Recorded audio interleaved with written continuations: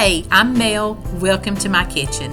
Every Sunday night, I bring you some budget-friendly, quick and easy weeknight dinner inspiration and meals straight from my family to yours.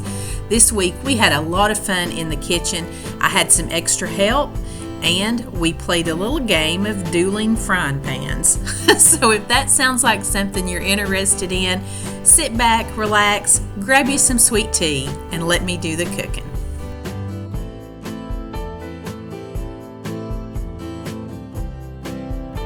Hello and welcome. I'm so glad you're here. This week's video is going to be a classic what's for dinner. They were simple, easy, delicious, and one is something I've never ever made before. And I'm going to share a sweet treat or two as well. So I think we'll start out with a nice batch of crab cakes. I've combined a little bit of two different recipes and techniques I found for making crab cakes. So we're going to start out with all the wet ingredients for our crab cakes. And I just beat up 1 egg and we're going to add everything into that. I'm going to give it just a little bit of black pepper, about a half a teaspoon of salt, about a half a teaspoon of paprika, or you could use seafood seasoning like Old Bay if you had that. Then I'm going to use a whole teaspoon of some dried parsley flakes and 2 tablespoons of mayonnaise.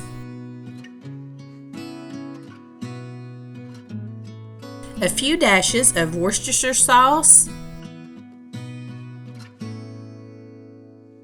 and just a little squirt of some Dijon mustard. And I'm just going to mix all of this together. This is my first time trying my hand at crab cakes, as I said, so I was not real sure about the texture and the moisture content of the crab, but we're going to find out together. I had this 1 can of lump crab meat, and this was about $6, which I thought was crazy. It drains down to just about 4 ounces.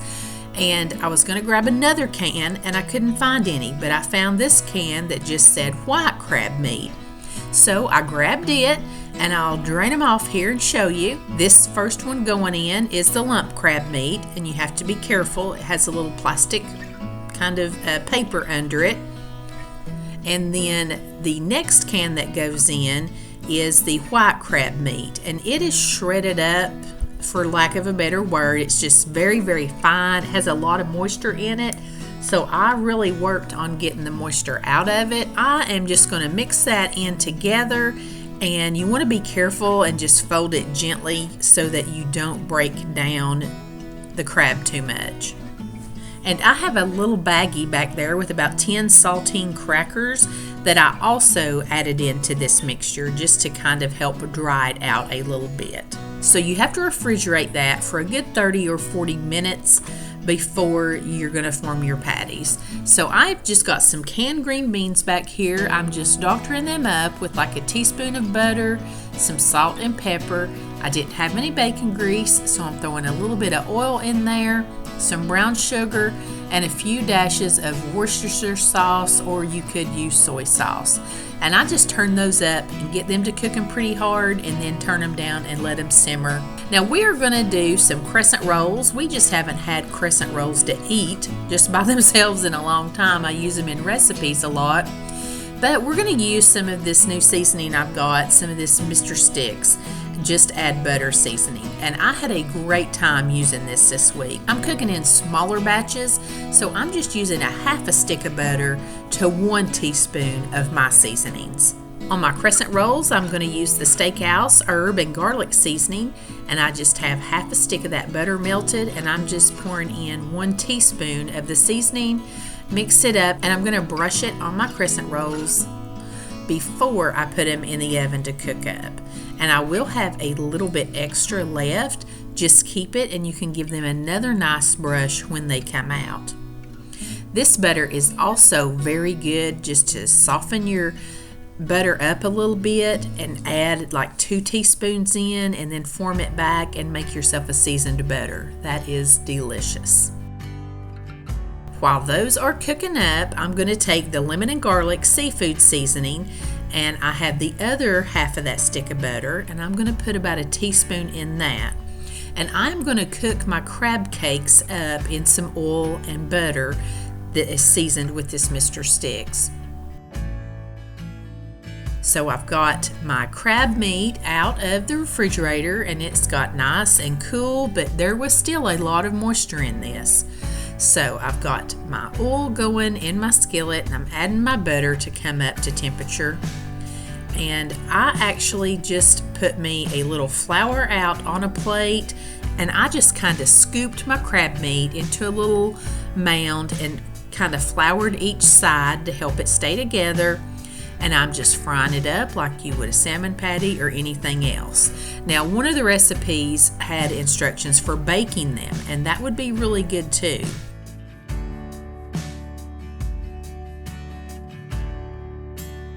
And here you can see how nice and brown they get, and that lemon butter in here was so good. It gave it the brightest flavor, and it's like layers of flavor in it. It was so good.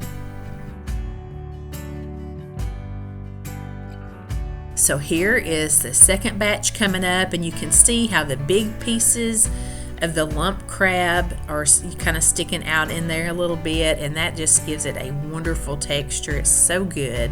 And these turned out pretty good, I must say. They were delicious and pretty good at trying my hand for the first time. I've eaten crab cakes, but I had never made any myself.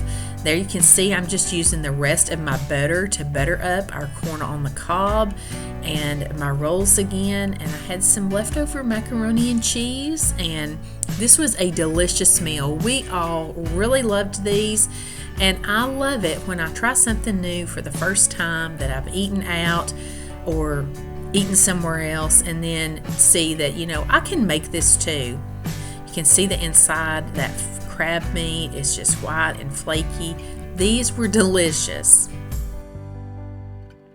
I want to say a special thank you to Mr. Sticks for sponsoring today's video. These products have been so tasty, versatile, and fun to use.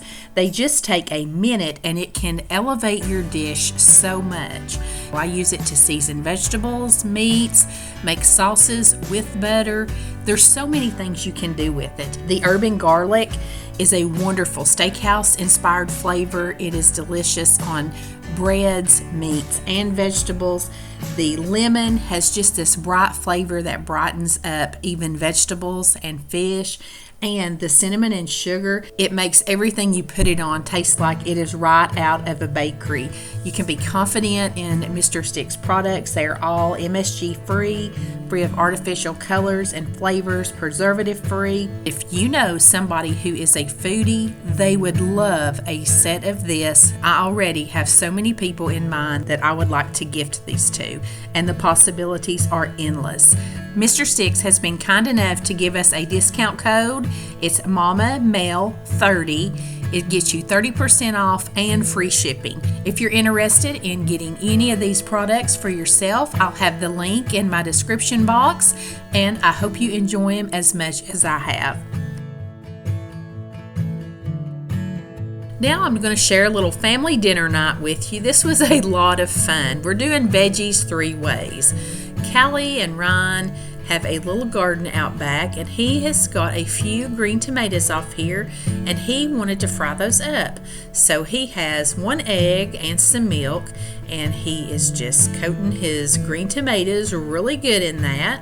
And he has a flour mixture with some salt and pepper and garlic powder in it, and he's just going to coat each side of his green tomatoes, and he's going to do a double dip back into the egg mixture and then flour them again. So these had a great coating that stuck and was delicious. He's got a little bit of panko laying out there too. He wanted to try some of them in that. And he grabbed a zucchini, and we had a few squash, and he wanted to, pan fry some of that up too. So we kind of split it up, and here is his green tomatoes going in, a few of them. Look how pretty they are. They were delicious and just a little bit sweet. And here comes some of the squash. I think that one's in panko. And I think they all decided that, just good old flour was our favorite flavor. Panko's good for a lot of stuff, but frying your garden veggies, you can't beat a good old flour mixture. Now, since we had so much, I'm over here on this side of the stove, and I'm just showing you how I do a quick fry on mine. I'm cutting my squash and zucchini up just sort of in little chunks so everything will fit in the skillet better. And I'm just pouring a little bit of flour right over that in my bowl, and I'm going to season it up with some salt and pepper. And then I'm just going to put the lid on it, and I'm just going to shake it up. And the moisture that is on the veggies will help that breading stick just a little. Now I've got some olive oil and butter in my skillet, and I'm taking this out, and I have a slotted spoon, and I'm just kind of sifting some of the excess flour off of this, and I'm just going to pan fry all mine up together. And I do put a little bit of Vidalia onion in there with it, and I give it a little bit more seasoning of some salt and pepper once I get it in the skillet and get some oil on it.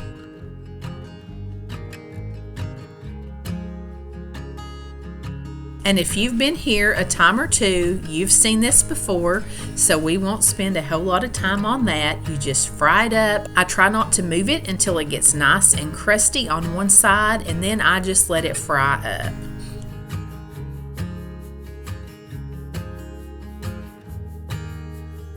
I also had a big bag of broccoli, and I had been wanting me some roasted broccoli, so when I buy it like this, I go ahead and try to cut as much of the large stems off as I can, get it close down there to the crown, and cut it up in smaller pieces.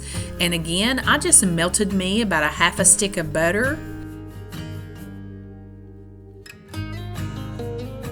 and drizzled a little bit of olive oil over this. And then I'm using this Mr. Sticks herb and garlic on this too, because I think that would be a wonderful flavor on this roasted broccoli, and this was delicious. So I just mixed all that together. Once I got it all coated, I just did another quick little shake of it, and I just set this aside until the end because broccoli roasts up about 420 degrees in just about 15 or 20 minutes. I love that black crusty flavor on roasted broccoli, and this seasoning was delicious on it. So here are me and Ryan playing dueling frying pans this night. We had a great time, and we certainly enjoyed their veggies. So here we had made up just some boxed macaroni and cheese. There is Ryan's wonderful squash and fried green tomatoes. And there is my pan-fried squash and zucchini. The broccoli was delicious. That herb and garlic has the best flavor. And just some plain old frozen chicken tenders. This was a great family dinner night. Now I'm going to share some mini peach hand pies with you. And I've got about 8 peaches here, and I'm just peeling them first thing, getting all that prepped up.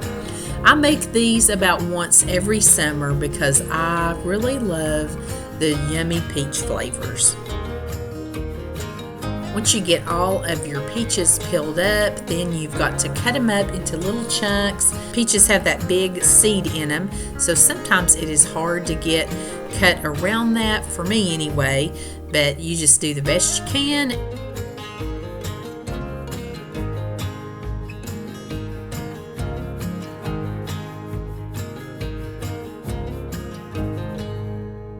Just cut it from around that big seed. There you can see it, how big that thing is. Just get her all chopped up. Now I've got in my skillet here about 2 tablespoons of butter, and I'm just going to put in maybe a teaspoon of vanilla into that and let that start to get melted down and mixed in. Then I'm just going to add all my peaches into that, and you're just going to cook them up until they get nice and soft, and they'll begin to reduce down and get kind of caramelized and sticky. So wonderful. I'm adding in about 1/4 cup of sugar, and about 1/4 cup of brown sugar as well. Going to sprinkle in a little bit of pumpkin pie spice. I love the flavor of the cinnamon with the cloves. That's why I use that. And I'm going to give it a couple of teaspoonfuls of some lemon juice. Get it all mixed in together. Let it get up to a boil and a simmer, and those peaches are going to soften up and get so sticky and caramelized and just reduce down. And I almost forgot to throw in just a little bit of salt. You definitely want that. So while this is cooked down and beginning to cool, we're going to work on our crust, and I'm just using some grand size biscuits. Normally I use the smaller ones, so I am cutting these in half, and it does work a lot better whenever you flour them and flour your surface. So once I have them cut in half, I'm just going to try to shape them into a little circle like they're just a small size biscuit. And I'm going to take a rolling pin and I'm just going to roll these out. And you want them pretty flat. They'll puff up when they're in the oven. These are just the perfect little size. They're just a little bitty handful, which, you know, we don't need a big old hand pie. We don't need that much. They don't have to be perfect. You know, nothing I make looks perfect. It's very rustic, but it is good. So here is about half of them. And I always put too much stuff in mine, but that is okay. You're just going to pull the one side over the other and take a fork and just seal them. And I know a bunch of my stuff is going to come out. It always does, because I don't make mine perfect, like I said. But it all works out fine. And they're just as cute as can be. And fun to make too, especially using the canned biscuit dough. It just makes it a whole lot easier. You can also use like pie pastry, refrigerated pie pastry that's in a roll. That works good. So before these go in, I've melted some butter and I'm going to coat them in that butter, and I'm going to sprinkle some of my Mr. Sticks cinnamon sugar over the top. I love them to have this crusty, crystallized sugar and cinnamon on the outside of them. I think that is so pretty. It helps with the color, and you just get that little, that little crunchy kind of taste. And Ryan has mixed us up a little icing with some cream cheese, and look at that when it starts melting in. Oh my goodness, these are so much easier than you think. And if you don't want to fool with using fresh peaches or something like that, just get you a can of apple pie filling or peach pie filling. It all works just the same. Now you know we're not done yet. I couldn't have a what's for dinner without having a quick and easy skillet meal. I'm going to start boiling some pasta, about half of a box of penne, and I've cleaned up my chicken here. This is just boneless, skinless chicken breast, and I am pan frying this up in little pieces, and I'm using the Mr. Sticks, the steakhouse seasoning, the herb and garlic on the chicken. It is so very good, and I'm just getting it nice and brown, and I really like to have a brown color on this. I think it's pretty, and I love what it does to the texture of the chicken and the stuff that you get left in the pan. So once that gets all cooked up, I'm just going to remove it to a plate. Then I'm going to put a little bit more oil in here and about a half a stick of butter. I'm going to let that get melted down and get up all those just yummy crusty bits, and then I'm putting in another teaspoon of the steakhouse herb and garlic seasoning. This is another dish that you can just give layers and layers of flavor with these seasonings. Now you could stop right here and just put your pasta in this butter and seasoning mixture and be fine with that. Just have a butter type pasta.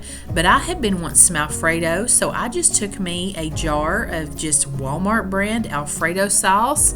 My skillet was still a little hot, so it started getting a little bit crazy on me, but that's okay. Just cut it down and keep stirring, and everything will just combine together. Just trust the process here. And I always do clean my jar out with a little bit of water too, just so I get everything out of it. So I just drained off my pasta and tossed it in this wonderful Alfredo sauce. And I did leave the chicken off because I just wanted people to be able to put as much as they wanted on their dish. This meal was definitely a 30-minute skillet meal. You know, I cannot have a what's for dinner that I don't have you quick and easy meals. It was wonderful to just plate this up and put a little bit of the shredded Parmesan cheese on top of those noodles and let it begin to melt down, and that browned chicken breast. It was so caramelized and good. And of course, we had a big old salad with it. It was delicious. Now I've got another quick and easy dessert. This is the viral TikTok cinnamon rolls. I saw my friend Jen at Cook, Clean, and Repeat make these, so I had to try them. And just like Jen, I didn't have the grand cinnamon rolls, so I'm just using a regular size package. But you're going to put them just in a casserole dish, and it does need to be a casserole dish because you are going to take a half a cup of heavy cream, and you're just going to pour that over the cinnamon rolls and then kind of let it just pool under them. And these are going to swell up and taste like a Cinnabon cinnamon roll. So I've melted a half a stick of butter, and I'm going to add into that probably a little less than a fourth a cup of brown sugar, and I'm going to put in a teaspoon of the Mr. Sticks cinnamon and sugar mix. I'm just going to mix all of that together, and then you're going to pour it over top of the cinnamon rolls and let it go down in between them into the whipping cream. You're just going to get it everywhere.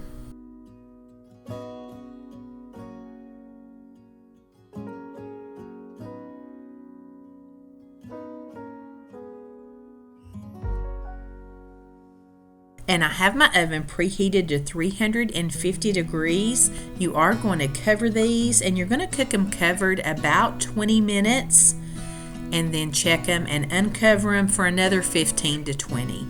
And when I pulled mine out, they were still a little bit gooey on the bottom, but that is exactly what you want.